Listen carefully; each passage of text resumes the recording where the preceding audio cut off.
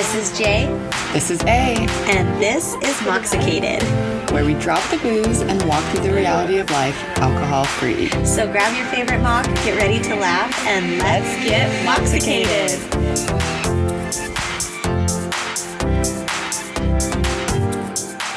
Hello, and welcome. Hi. Wonderful. It's a wonderful day. Yes, it is. Always and whatever. Guess what episode this is? What? 2. 0. Oh. 200. 200. You have been listening to us 200 times. For 200 episodes.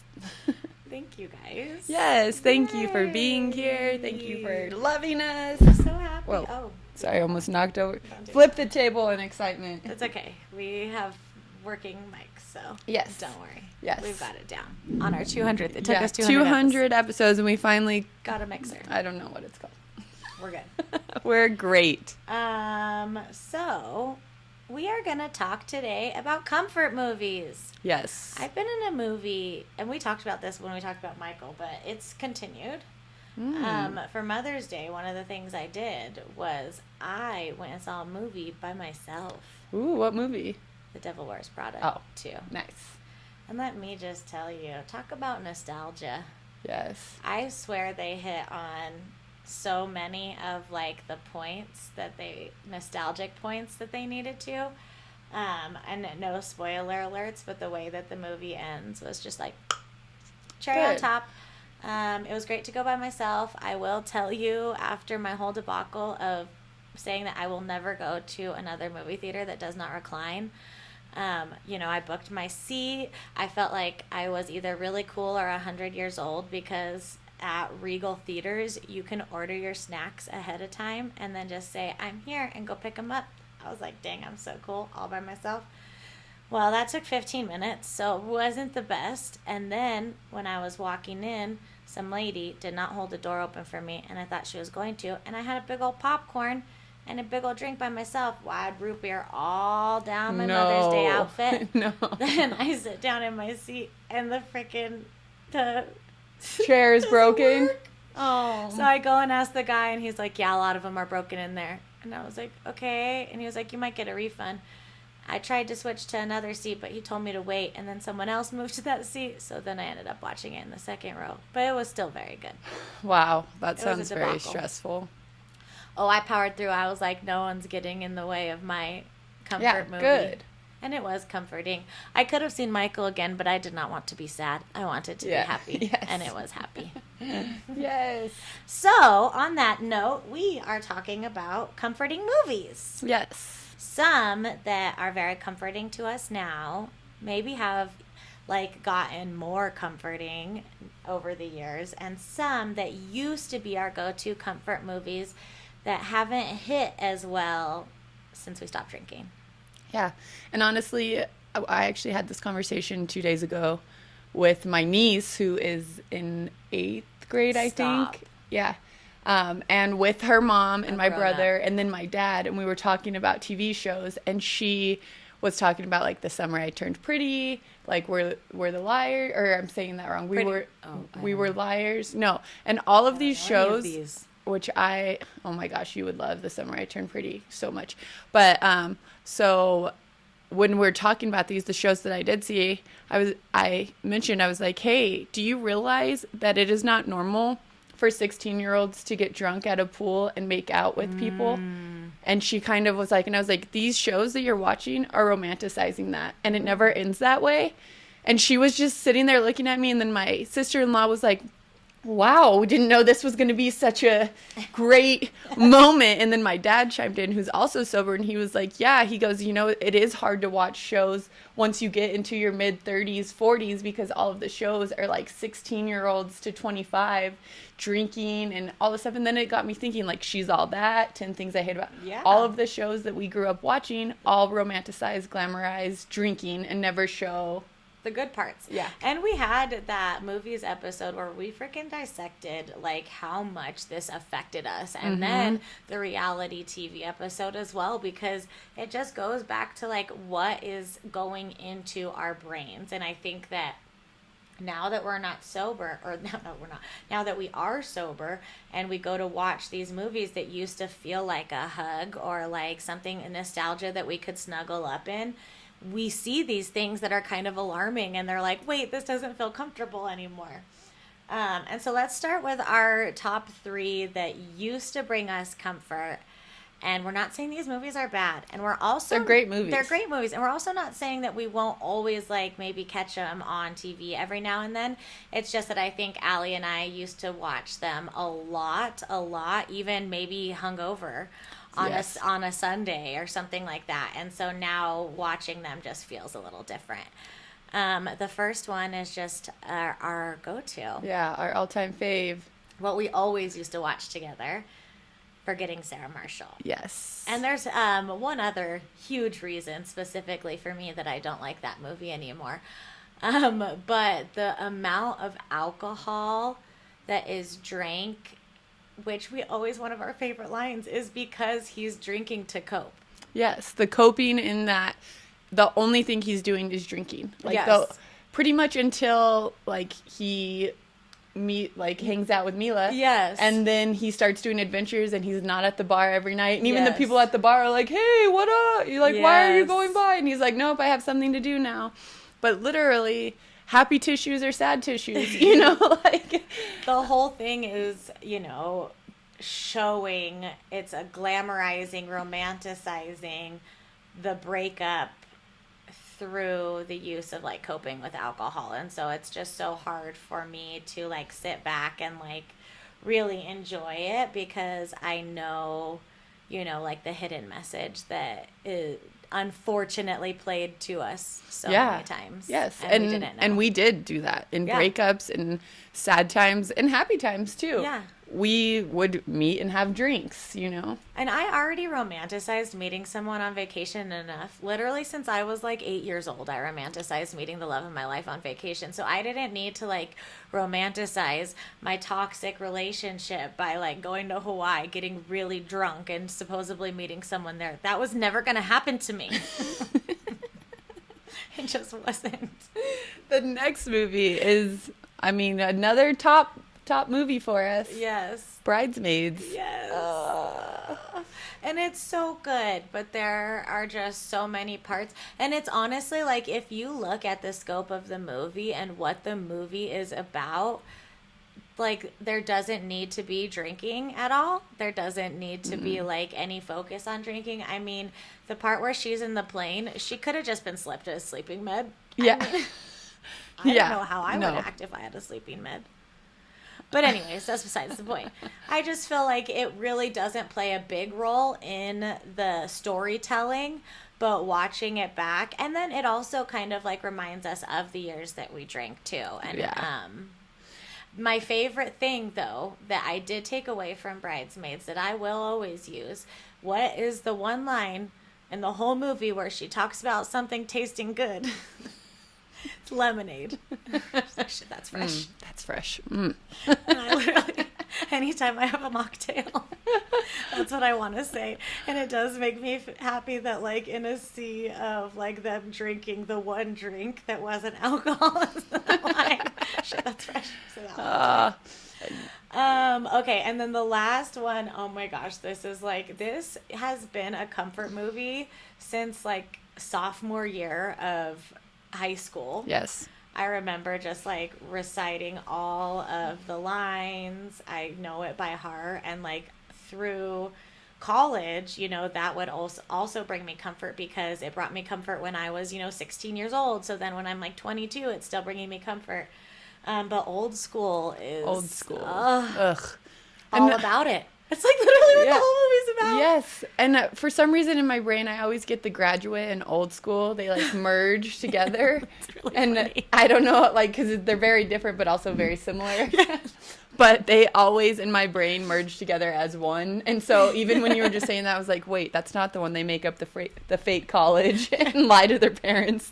Yes, old school. Yeah. And so and the funny thing is too, is it's like, oh my gosh, these are older men and they're coming in and drinking with young girls. And we thought that was cool. The girl that's in high Ew. school and she's like the boss, the guy's gosh. boss's I have daughter. the ick. And it really is, so it doesn't even like glorify drinking, but it does glorify like underage drinking and all of the things that we warn people, like the situations you can get yourself in drinking is like on full display in old school. And it just like, it is packaged as so funny because of the comedic characters that are in it. I mean, anything that Will Ferrell does, like he could walk into a room and everyone would laugh. Yes. And so it's almost like, you have all of these huge comedic moments that resonated with an entire generation, but when you go back to watch it and you see like the reality of the situation, you're like, holy moly. I would honestly love for Gen Z to watch old school and just hear their commentary. Like that could be a podcast, Gen Z. Watch what we were raised on and commentate. And let's just hear it because I really think they would pass out. Blue in there with the KY jelly. Does he die in that? Yes. Yes, while he's wrestling. It. Sorry, Gen Z. Oh my gosh, old school. If you have not seen old school, my bad. There is a death. There's a death. You weren't in a tub of lube. You weren't expecting it.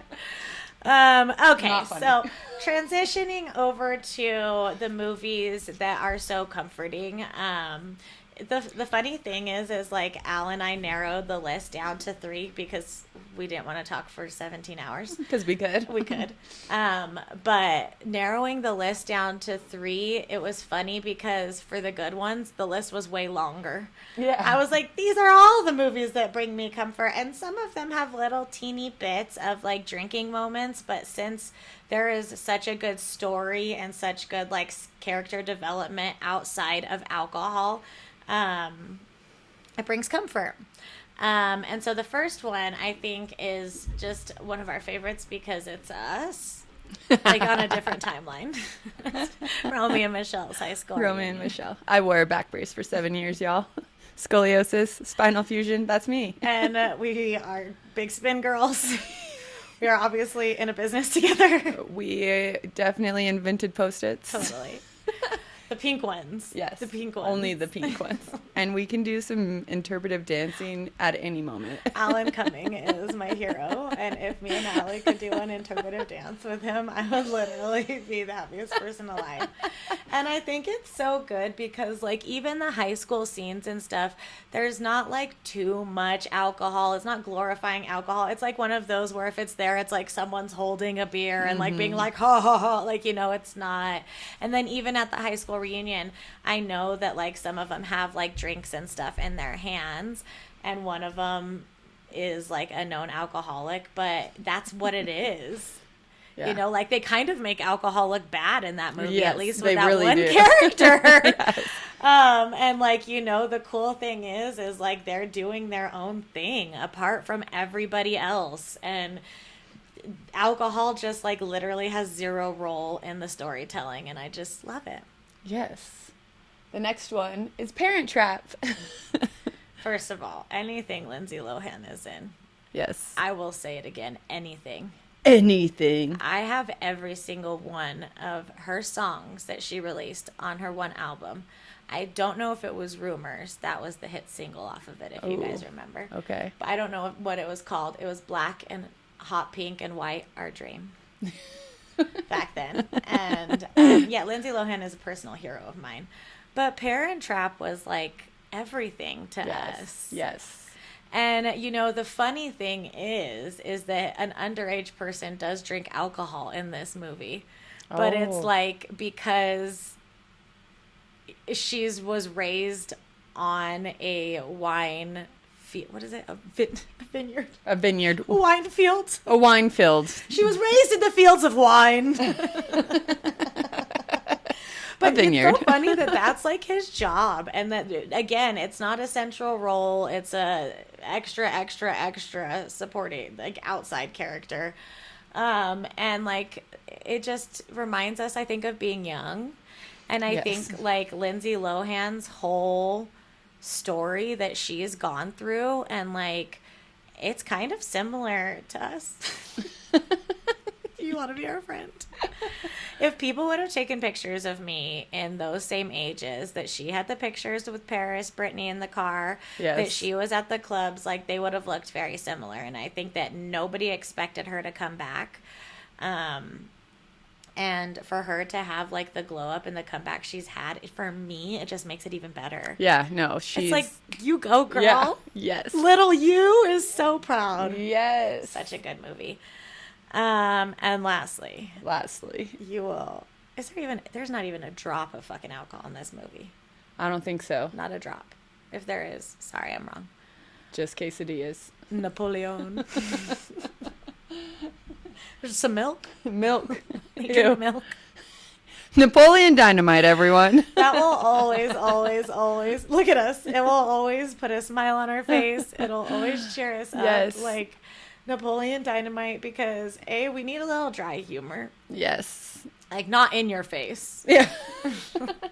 You kind of got to like marinate in Yes. it a little bit, and then you just can't stop saying it over and over again. Someone did tell me that Napoleon Dynamite, whoa, that came out wrong, is 10 times funnier when they watch it with me. They're like, I think they're watching it with him. They're like, I think you make this movie funny. I don't think this movie is actually funny at all. Yeah, and I may be a little bit like him. I don't know. I'll let you guys decide that. I'm Deb. She's Deb and I'm Napoleon. I'm in the corner. I'm like, would you like a glamour shot? Would you like a And I've soda? got tots in my pockets and I'm not sharing.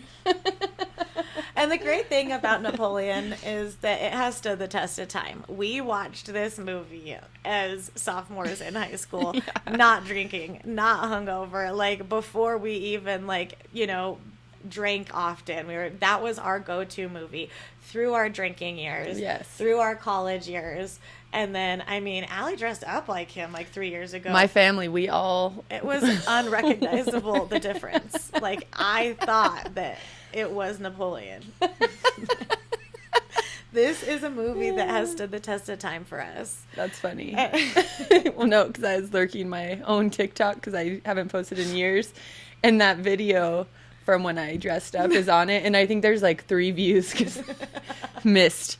But Okay. I cried laughing. It got a lot of views on Instagram. I was just not a talker, okay? Get those views up. I was an IGer, not a TTer. So think back, because sometimes, especially in our alcohol-free life, we can just put on like mindless TV or stuff that used to make us feel better and not realizing that we might like confront a trigger or that it might hit differently. And so I think going through and like I make a list like this, like what are my comfort movies, and re-examining them. And if you're feeling low or like you need a day to recharge, please put these on. Yes. And then write us, because I'll give you all. Yeah, mine. we have They're a good. lot more on the list. Yeah, don't you want to know? DM us. Have a good movie day. We love you, babe. Talk soon.